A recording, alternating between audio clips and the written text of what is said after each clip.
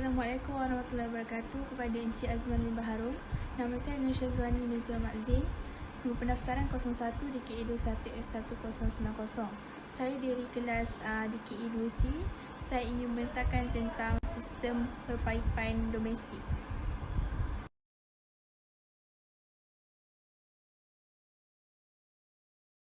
Kita terus kepada sistem bekalan air. Sistem bekalan air ini terbahagi kepada dua, iaitu sistem terus dan sistem tidak terus. Sistem terus. Sistem terus ialah sistem saliran air dari meter air terus kepada kelengkapan rumah seperti paip dan tangki air. Sistem tidak terus pula menyalurkan air bekalan air dari tangki simpanan air ke rumah melalui paip agihan.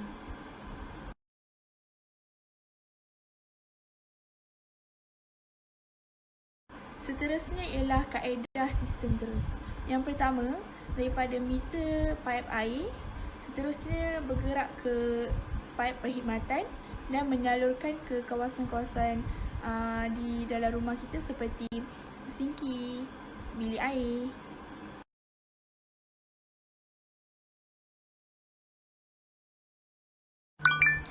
Kaedah sistem tidak terus pula tidaklah begitu berbeza dengan sistem terus. Pertama, dia bermula daripada meter paip air, seterusnya bergerak ke tangki simpanan air dan melalui paip agihan dan menyalurkan kepada kawasan-kawasan dalam rumah kita seperti bilik mandi, dapur dan sebagainya.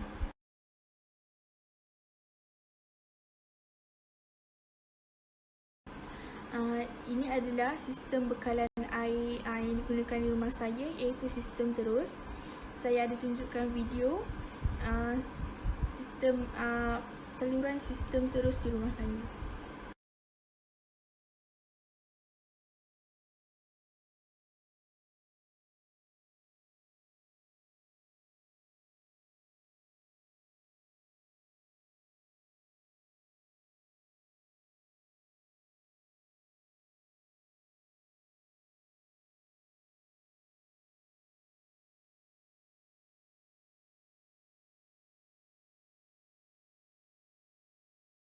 Di sini juga saya ingin berkongsi tentang kebaikan dan keburukan sistem terus. Yang pertama, air yang disalurkan dijamin bersih. Ini memang saya akui sebabkan air yang disalurkan di rumah saya memang dijamin bersih dan selamat untuk digunakan. Berbanding dengan sistem tidak terus sebab dia melalui tangki air.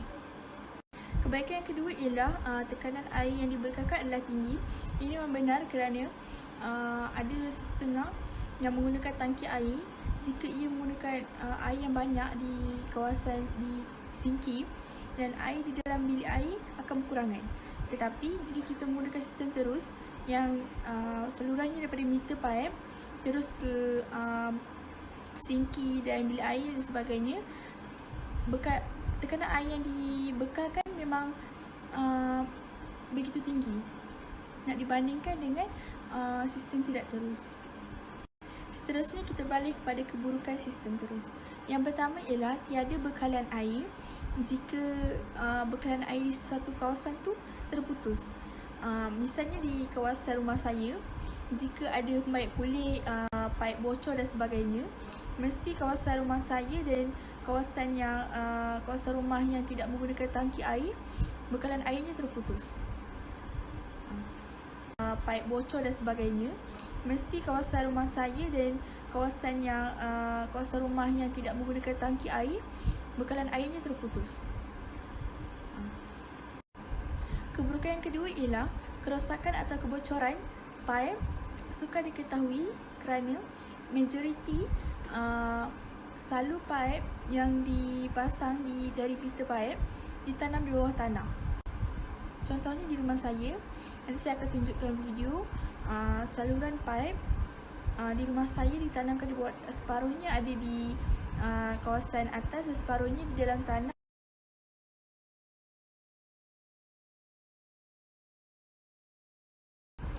Okey, seperti yang kita lihat di gambar raja di atas, merupakan kunci paip di rumah saya. Fungsi kunci paip ni ialah mengawal kemasukan air ke dalam misalnya ke dalam tangki melalui paip perkhidmatan.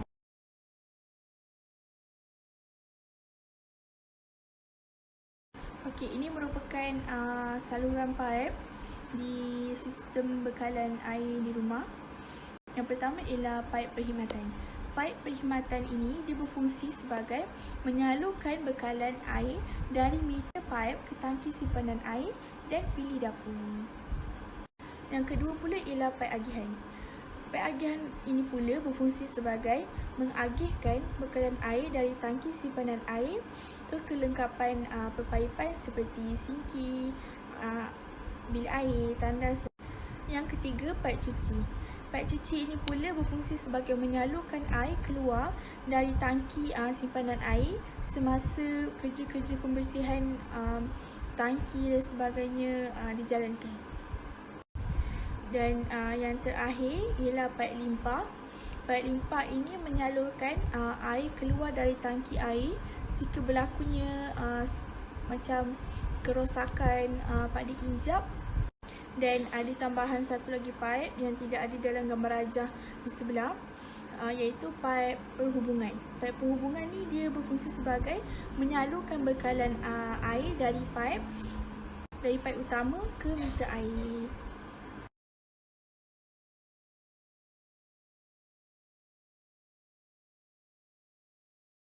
Sekian saja pembentangan saya tentang sistem paip domestik. Sekian, terima kasih.